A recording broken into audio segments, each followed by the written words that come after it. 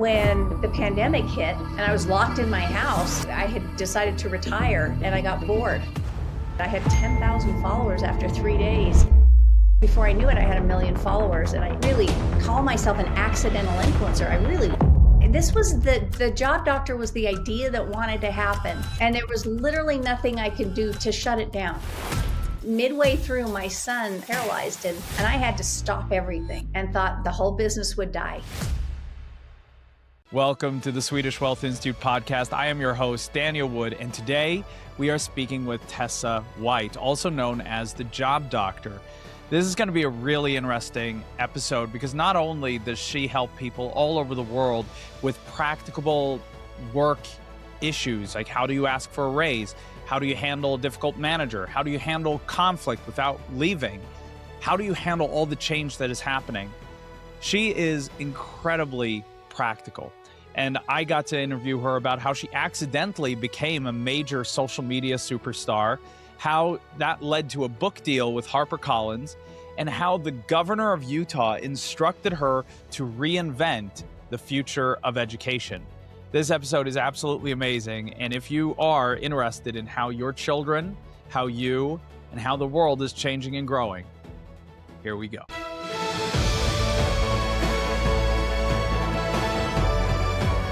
Start with sharing about your background because I've been curious about all the things you're doing. Well, I'm an HR person by trade, 25 years in HR. And then when the pandemic hit and I was locked in my house, I had decided to retire and I got bored and I decided I was going to start the Job Doctor. So I had my daughter post a couple of things on TikTok for me. I didn't even know how to log in.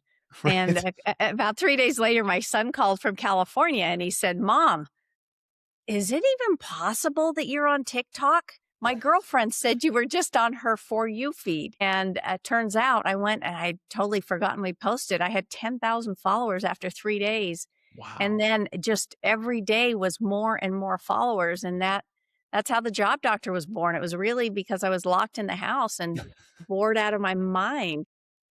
Wow. All right. So we're going to talk more about that, but continue the rest of your journey because I know you're doing really cool things with education. So let's share that. But I definitely want to ask you about social media. Yeah. So the social media led me into just talking more about how you navigate a career. And I eventually got contacted by HarperCollins, who asked me to write a book. Right. So I wrote a book.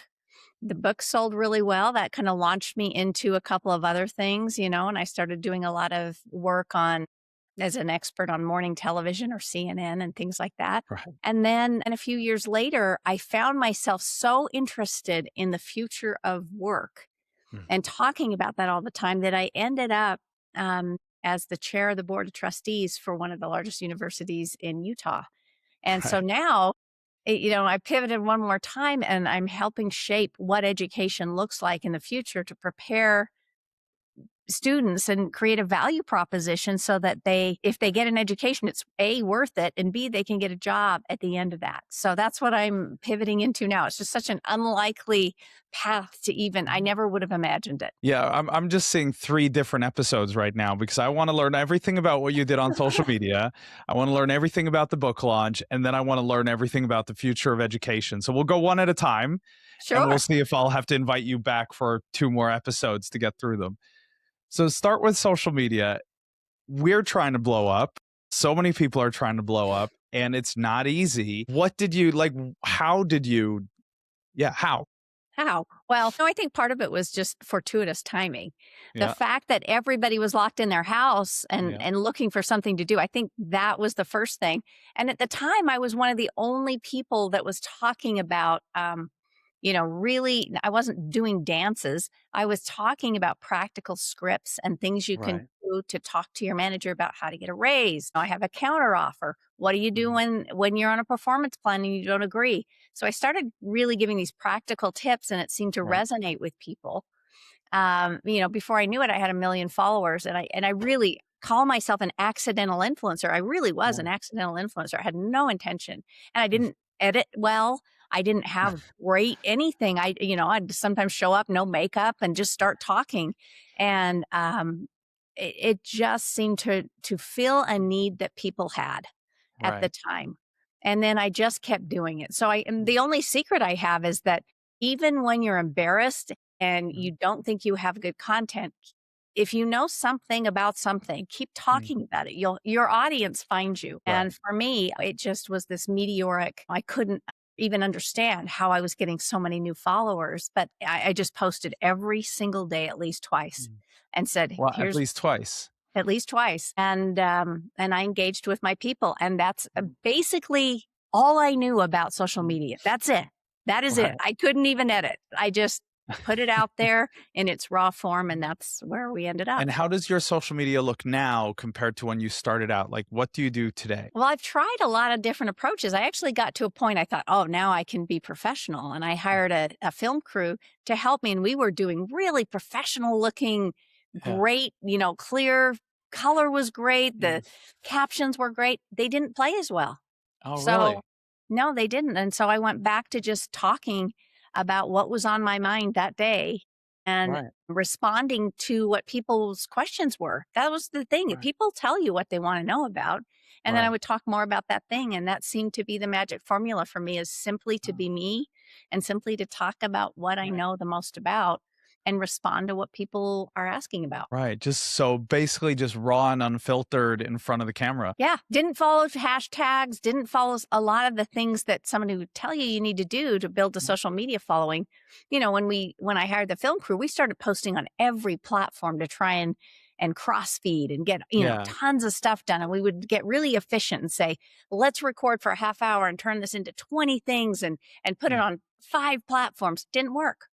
Right.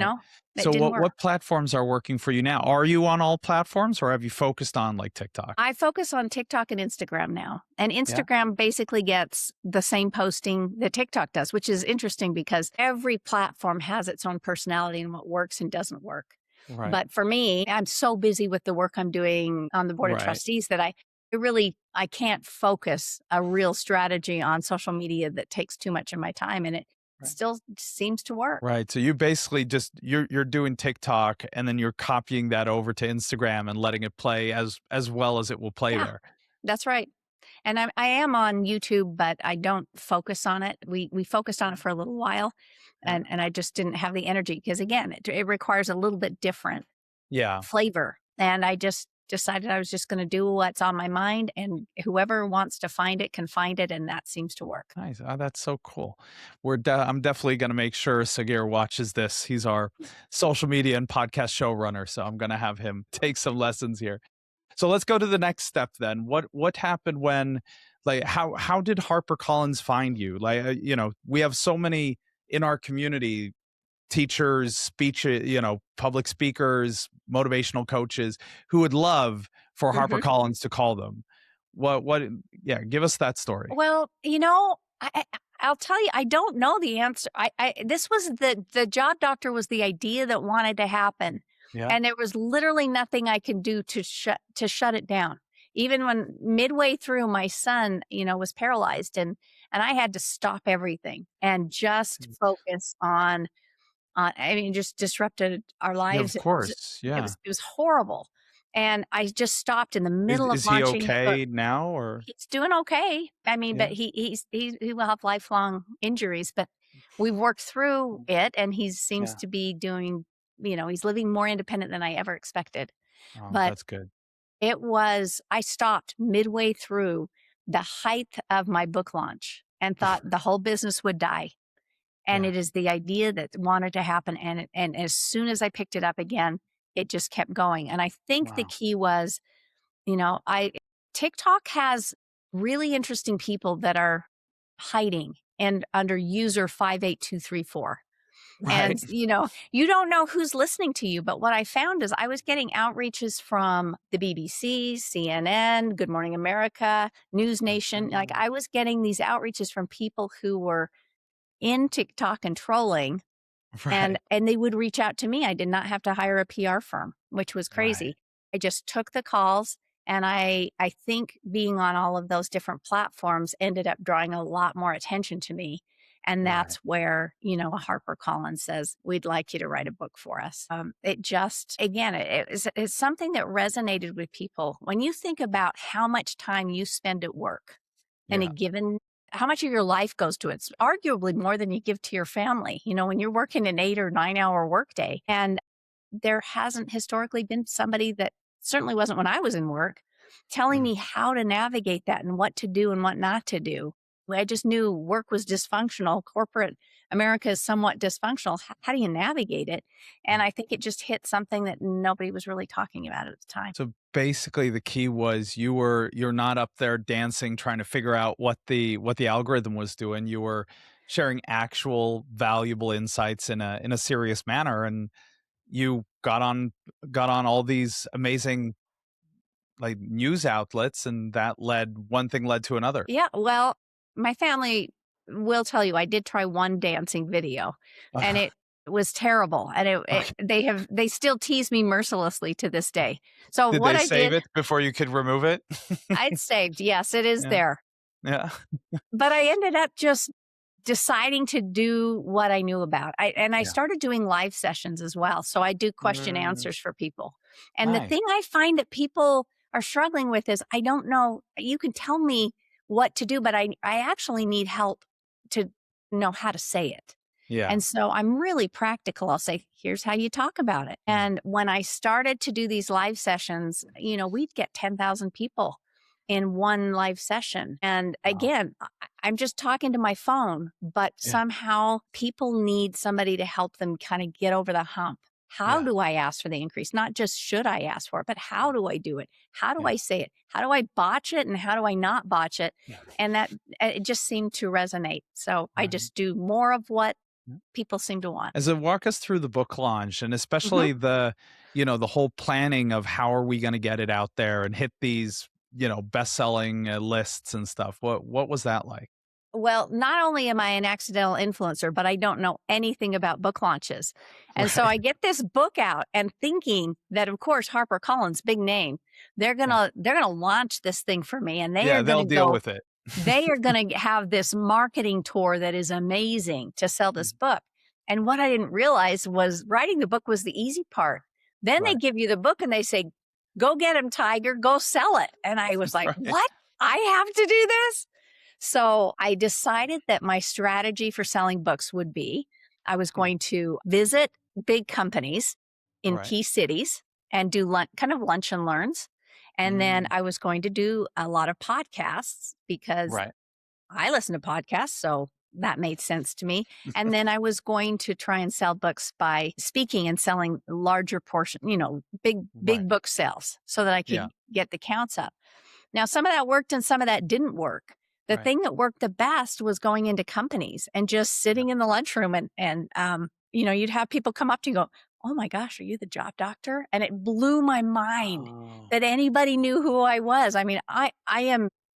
Wait, so you I'm weren't too old to be an influencer, Wait, so you weren't like pre-scheduled to be there. It wasn't like the company's hype. You just showed up, or what? Well, we'd have, sometimes we had a little publicity ahead of time. Sometimes we didn't. And we would show up, but people all over the nation recognized me, which still blows my mind. I get stopped in places and my family just rolls their eyes. I think it's hilarious. But, people knew who I was and they saw me, and I would have so many young people, usually Gen Z and young millennials, come up to me and say, oh my gosh, you really helped me with this or that. And that's amazing. That seemed to be really what ended up helping sell the most books. Now we're in 3 languages, which is really cool. Wow. And so HarperCollins didn't help you.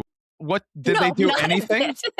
No. Well, I shouldn't say that in case they're listening. They put my book into Barnes and Noble. Right. And they got it in bookstores, which was great. Right. So they got you the good shelf space in those places. They got me a little bit of money so that I could use it towards whatever I wanted. The other thing we did, which was fun, is I went to New York City, downtown New York City. We made a plastic fake office in the middle of downtown bustling New York, and I did the job doctors in. So people would, walk in, and I would answer questions, and people just were like, who is this person? Who is she? And what's she doing?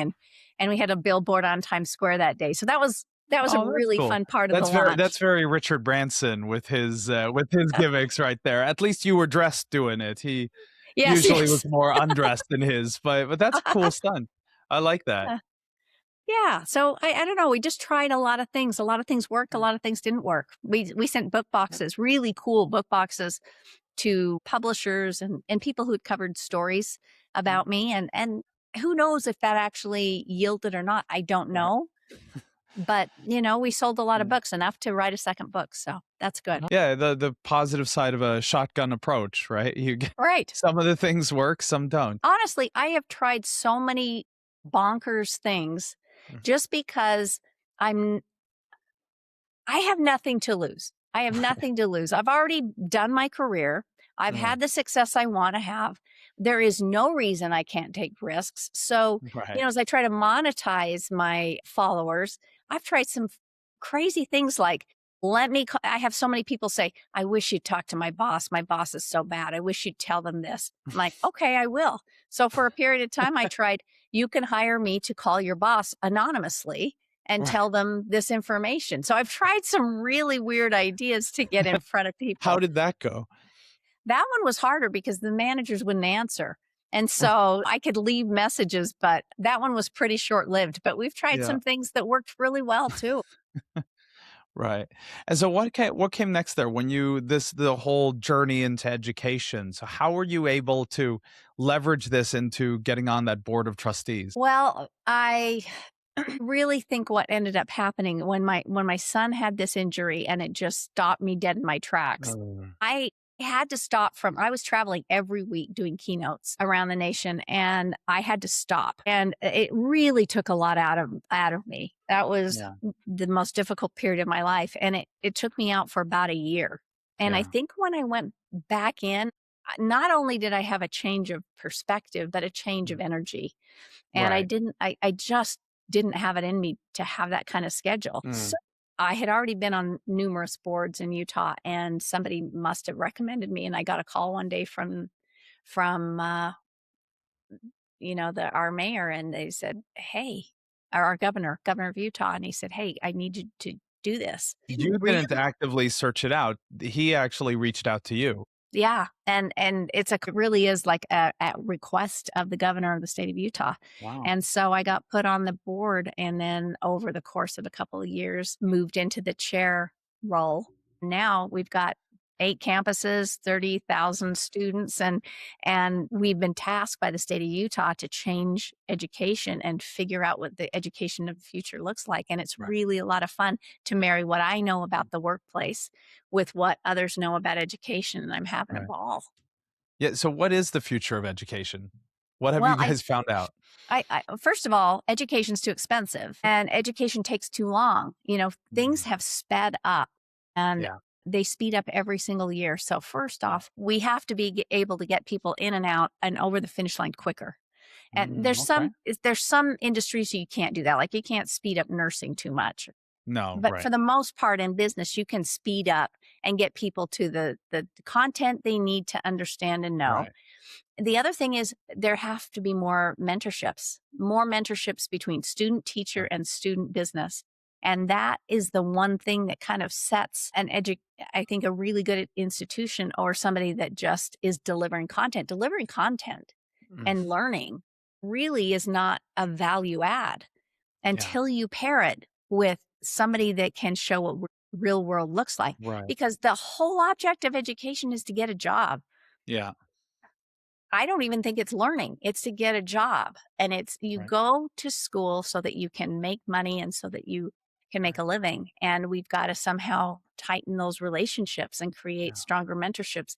That's how somebody's going to stand out, I think, in a university Yeah, I setting. think that's a big point, especially now with AI, is I can get the content from doing a proper prompt to ChatGPT. Right.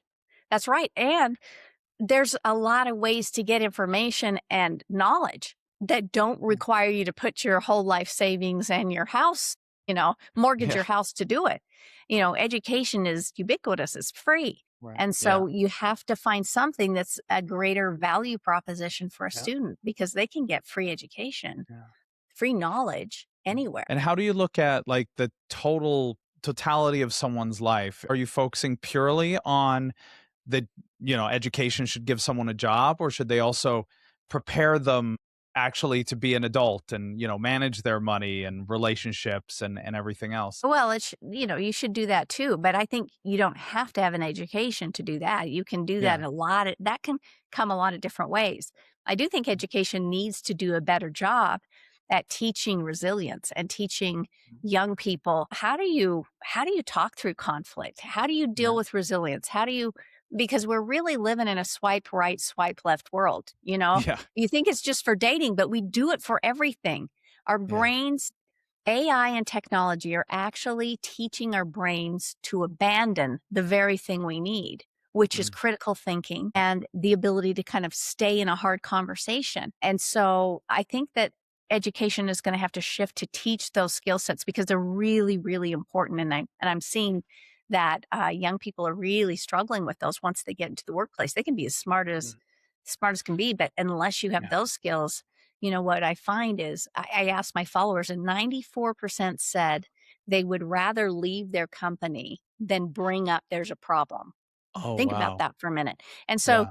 and now you get, my age group we stayed in a job for 8.8 years on average, but Right. today it's 2.2.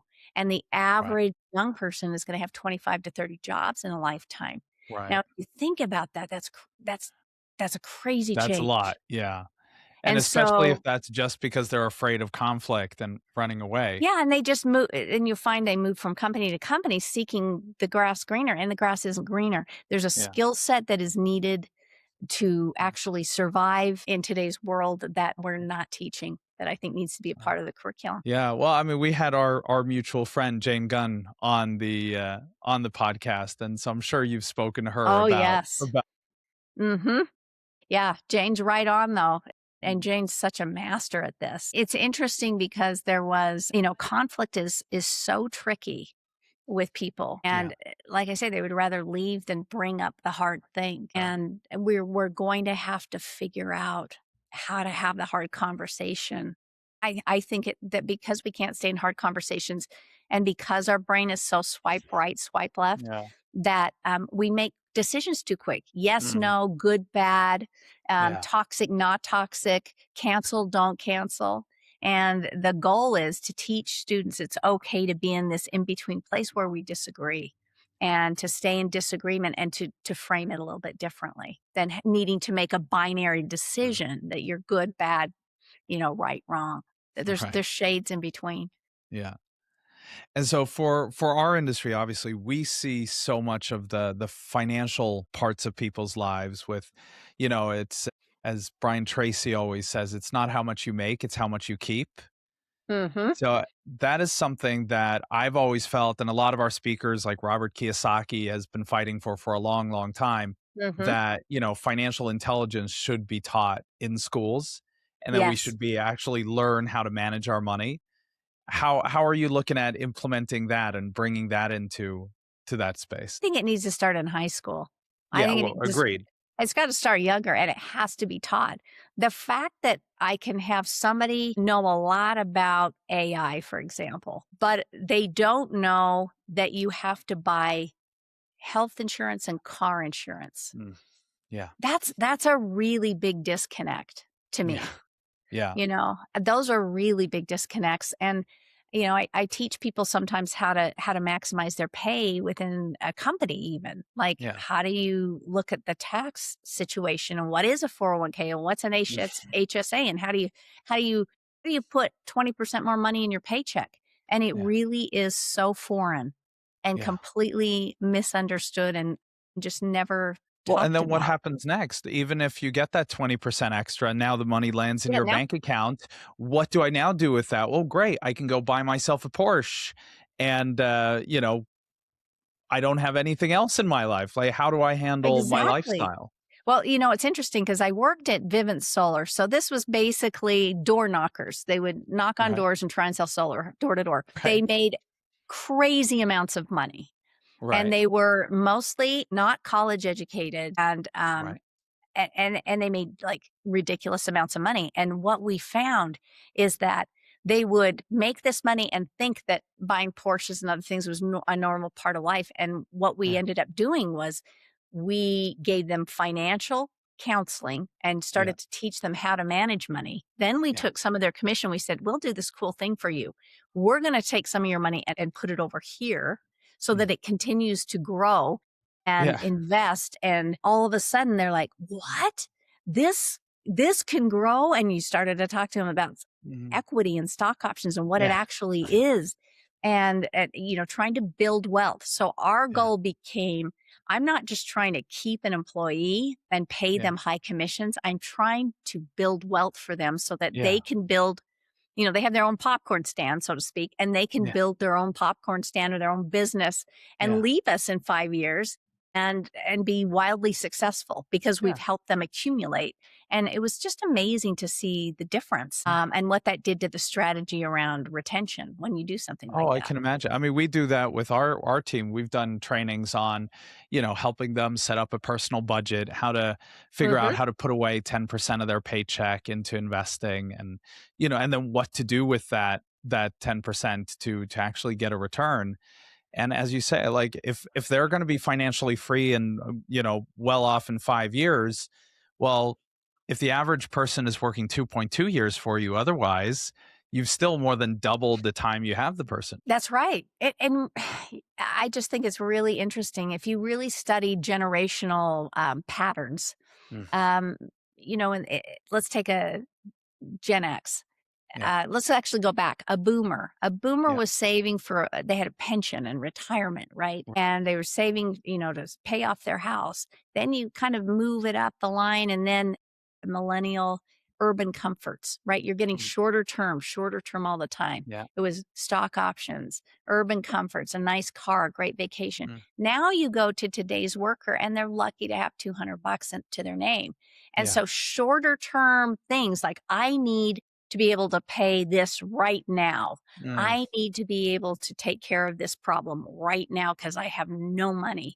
So when you move from a longer term thinking to shorter term thinking, you're naturally working against this idea that you can build long-term wealth. And so it's really a new concept, I think, for many of our younger workers, and teaching them that there's an alternative, I think is really great. Is that something you will be implementing into the university, or is that something that needs to be done in high school? I don't see it at the university. I think they've got to know it. They've got to know it when they're younger. They've got to be able to enter into this mini adulthood, understanding these are what bills look like. Here's the things you're going to have to pay for. Here's what they are. Here's what they do. And I think that the bigger messages in higher education have to be around resilience, around how do you deal with conflict, and really practicing this idea that you can have a different point of view without needing to be enemies. Right. Yeah. Along with a whole bunch of other things. That just happens to be the thing I talk about the most. Yeah, exactly. Well, that's why you have a team. They can fight for the other parts of the education, and you fight for this part. Right. So what do you see as the biggest takeaway that a new, someone new to the job market should really keep in mind to make sure they maximize their opportunities? Well, I'll tell you something that's really been on my mind lately. This idea that when you go to a company, there are red zones and green zones. Red zones is a company going through really difficult things, uncomfortable things. It could be restructuring or what have you. A lot of people decide to move a company during a red zone so they can get to a green zone. Right. And there is great value in working through a red zone, because a red zone, even though we're afraid of them, a red zone teaches you it's really the trigger for innovation. You have to do things differently, whether it is you're implementing a system, you're streamlining, figuring out how to do more with less. It's the problem solving phase of your career. And if all you do is skip from green zone to green zone, there will come a time you just don't know how to solve the problems that come. And people who stay through red zones, and there's a lot of them right now, almost every company I know is going through a red zone. You will be able to say, I know how to do that. I've been through that problem before. I know that if you do this, this happens. If you do this, this happens. And I think that people tend to want to just run away and go to the green zone all the time. I think there's great value in staying through a red zone. And it's proven. I can tell you that people that stay through red zones in a company, let's say it's an acquisition, and a lot of people leave during an acquisition. The people that stay most often get increases because more promotions are available because there's more vacancies. And I would say staying through a red zone on average can give you about 10,000 extra dollars if you'll just be patient. It'll add $10,000 in value to your resume, if not through a raise through the next job that you get. Yeah, that makes perfect sense. It just reminded me of an old talk that I saw Brian Tracy do, where he said that everyone's life is a series of problems, and every 3 or 4 problems is a bigger one, so you call it a crisis. And so you go around life and it's like problem, crisis, problem, crisis. Right. And he said, so that means that everyone you meet is either in the middle of a crisis, they've just come out of a crisis, or they're about to have a crisis. Which means if you're in a company that's in a crisis and you're switching to one that's in that green zone, well, probably shortly they're going to have a crisis as well, and you're just going to be chased around running away from these crises. Well, even worse, the reason the job is open is probably because somebody left because it was a red zone. Yeah, so exactly. You're moving into another red zone. And I think the gentleman that wrote Atomic Habits, my favorite book ever, he's working on a new one, and he talks about hats, haircuts, and tattoos, about decisions. And he says so many times we think that a decision is, a tattoo, a permanent thing, when it actually is just like wearing a hat. You can take it on and off, or it's a haircut. It takes a couple months to grow out. And I think that people make tattoo decisions to leave a company, to give up the trajectory where they're at, when in fact they might just be going through a haircut moment for that company. And if they stay in it, then they could reap the benefits of it. Now, that's not always true, but by and large, I think we swipe right, swipe left. I guess in this case, it would be swipe left and leave the company far too soon. That's great insight. And I think that's a perfect place for us to stop today. So how can we connect with you? How can we keep learning from you? You can find me just about everywhere. If you look at Job Dr. Tessa, you do a Google search. You're going to find podcasts. You're going to find And we'll everything. link, obviously, in the show notes to all your socials. Perfect. And if you go to my socials, you'll see that I have downloadable scripts and all, how to have a hard conversation worksheets, all kinds of free material for you to work through whatever is befuddling you in your career at the moment. Nice. We'll link to that. That sounds absolutely amazing. Any last pieces of wisdom you'd like to leave us with before we log off? I don't know that I'm that smart. I would just say if you have challenges in your career, or you're not particularly thinking you're as fulfilled as you'd like to be, you are not alone. I don't think for a vast majority of us, a career is not, if you're really lucky, a career can be your passion. But for most of us, a career is a job and hopefully a place we're learning and growing. And it isn't going to be the end all be all. So set your expectations accordingly and realize that even in bad situations, there's tremendous learning to be had. So I would leave you with that. Amazing. Thank you so much for joining us today. Thank you. Thank you so much for joining us for this episode with Tessa White. This is actually my favorite part of the episode, where me and the Swedish Wealth Institute team have broken down the conversation into actionable steps that you can put into your life. We always try to look for the answer to what is the difference that makes the difference? Why do some people take off while others simply don't have that trajectory? So here are 5 things that I got from this conversation with Tessa. Number 1, practical value beats polished content. So one of the things that was really cool was Tessa grew online, not by trying to look perfect, but by being authentic. And when she tried to be more polished and professional, it didn't work. It didn't play. It was simple, direct, useful advice that helped people solve problems. That was the key. Number 2, your audience will tell you what they need. So this, again, incredibly powerful. She conversed and listened to her followers and answered the questions they had in their lives.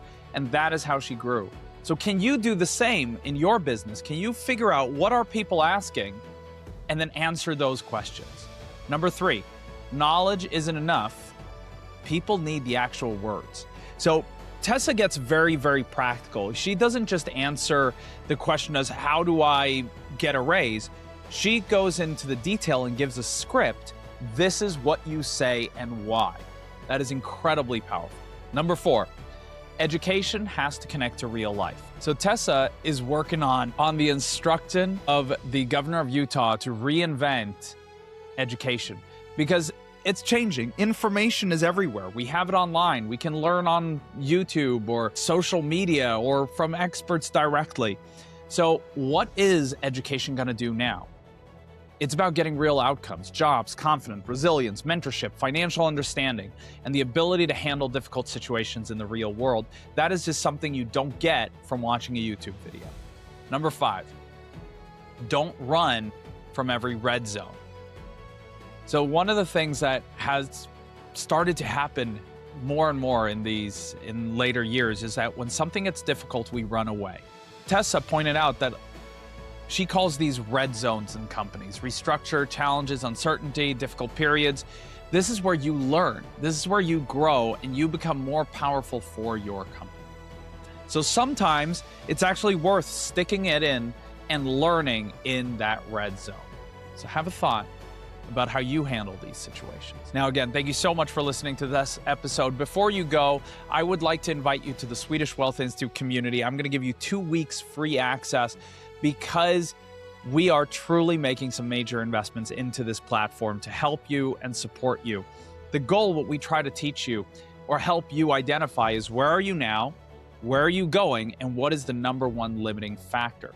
Then our technology will connect you with how to overcome that. It could be connecting you with an accountability buddy or one of the courses in the course catalog where Jack Canfield, Dr. John DeMartini, and many more have contributed.